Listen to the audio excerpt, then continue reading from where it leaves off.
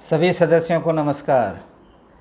आज का विशेष वीडियो में हम हमारे जो केस जो है पिछले 7 साल से पेंडिंग है हमारी Delhi high court division bench में, उसके बारे में बात करेंगे, वकील के बारे में बात करेंगे। और जहाँ भी मैं जाता हूँ वहाँ पे हर जगह यही आवाज़ उठता है कि सर हमारे केस काफ़ी डिले हो गया, अब 7 अक्टूबर को चला गया है, एक अच्छा सा वकील को कीजिए ताकि हमारा केस का जो है अंत यानी कि जजमेंट आ जाए। तो इसके ऊपर जो है एक्चुअल में जो पिछले मई 20 तारीख को जो हियरिंग था हमारा 20 मई 2024 को, उस वक्त जो है ये जो एक नॉन जुडिशियल ऑर्डर पास हुआ था। जज जो है बैठे नहीं थे पोस्ट लंच जो सेशन में, जैसे मैंने आपको बताया था, दिल्ली से भी मैंने एक वीडियो दिया था।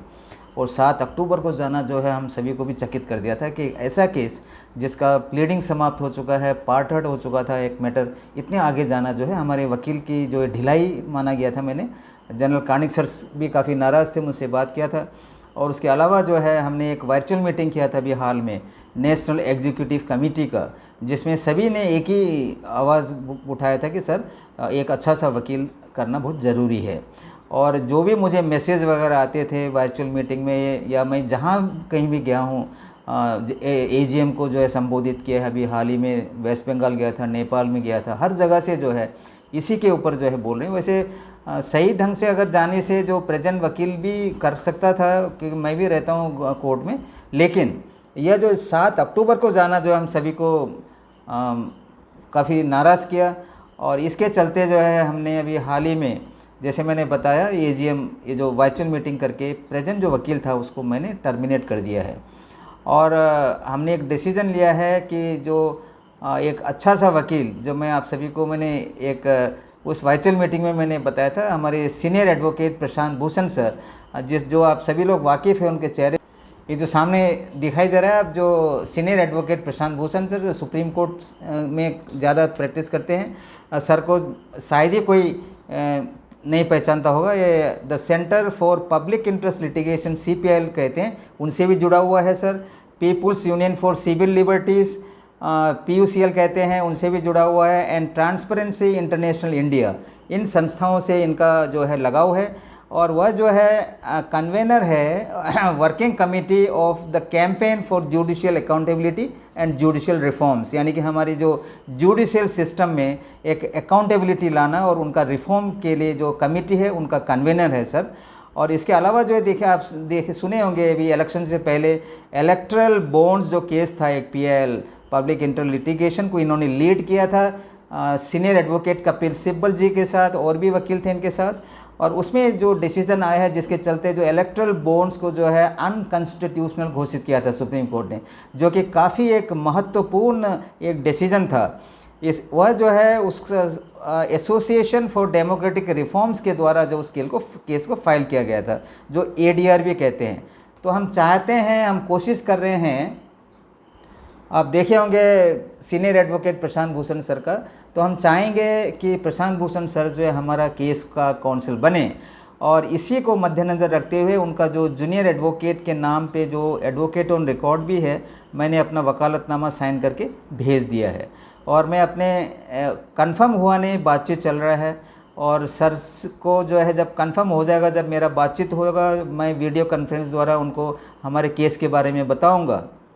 और मुझे यह भी रिक्वेस्ट करना है कि सर से कि जो 7 अक्टूबर काफ़ी दूर है अभी भी, उनको जब हो सके तो नज़दीक का कोई एक डेट लेके 1-2 हियरिंग में जो है हमारा केस का अंत हो जाएगा, एक जजमेंट आ जाएगा। देखिए, जजमेंट आना इसलिए ज़रूरी है कि तभी हम सरकार के सामने हमारा पक्ष दोबारा रख सकते हैं। जैसे 35 मीटिंग तो हमने किए हैं इस 10 साल के बीच में, और जो नया सरकार आ रखा है नरेंद्र मोदी सर की जो प्राइम मिनिस्टरशिप में, उनसे आगे हम तभी बात कर सकते हैं जबकि हमारा एक जजमेंट आए ना, तो नहीं तो वो कहेंगे कि ये सब जुडाइस है करके जो वर्ड का इस्तेमाल करता है। तो मैं अपने सदस्य को कहता हूं कि आप अपना सुझाव दें कि यह जो क्या है, फ़ीस थोड़ा अधिक होगा, कोई बात नहीं, हमारे पास सफिशिएंट पैसा है अभी।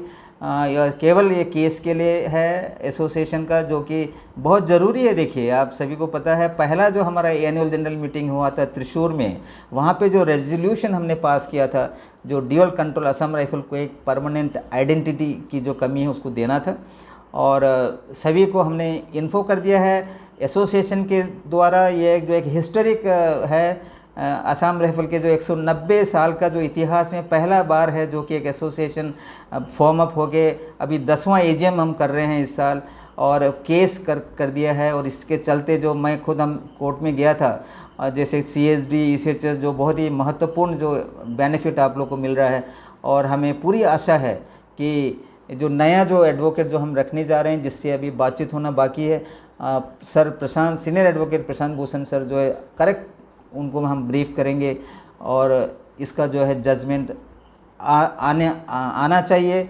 और ये सभी का जो है एक मत है, देखिए, जिससे कि हमें जो लेजिटिमेट जो अधिकार है, क्योंकि ऑपरेशनल कंट्रोल अभी भी असम राइफल का, जैसे कि देख रहेंगे आप, एक एक करके पूरा बेनिफिट जो है लोग निकालता जा रहा है, जो कि इनको नहीं करना चाहिए। ये भी एक सब्जुडाइज केस है। असम राइफल के ऊपर जो भी ऐसा जो डिसीजन उनको नहीं लेना चाहिए सरकार को, जो उन्होंने लिया है वो गलत है। जो भी जैसा आप देख रहे हैं, सेना मेडल हो गया, जो भी है, जो आर्मी के अंदर ऑपरेशन करते हैं, जवानों को गोली लगता है, उनको दिया जाता है DGR कमेंडेशन कार्ड या पुलिस मेडल जो भी है। और जो ऑफिसर ले जा रहे हैं सेना मेडल, या उनको देखिए जो भी मिलिट्री अलाउंस जो भी मिल रहा है, वो सब गलत है। असम राइफल के हर जवान को कानूनन अधिकार है, और हमें पूरा विश्वास है कि हम जो सोच रहे हैं, जो नया हमारे काउंसिल आएंगे, senior advocate Prashant Bhushan sir, वह जो हमें न्याय ज़रूर दिलाएगा। तो इसमें आप अपना कमेंट दीजिए, बहुत ज़रूरी है, क्योंकि सदस्य का जो है जानना भी बहुत ज़रूरी है। बीच बीच में मुझे बताते रहते हैं। तो अभी भी देखिए 7 साल है, लेकिन 7 साल भी एक लकी नंबर होता है 7, और ये जो 7 अक्टूबर है वो भी लकी है। यदि कोर्ट मान जाता है तो नज़दीक को जो हम लाएंगे, सर जब संभाल लेंगे हमारा जो कार्यभार, तो सर को हम रिक्वेस्ट करेंगे। तो आज तक इतना ही। जय हिंद, जय आर्यवा, जय भारत माता।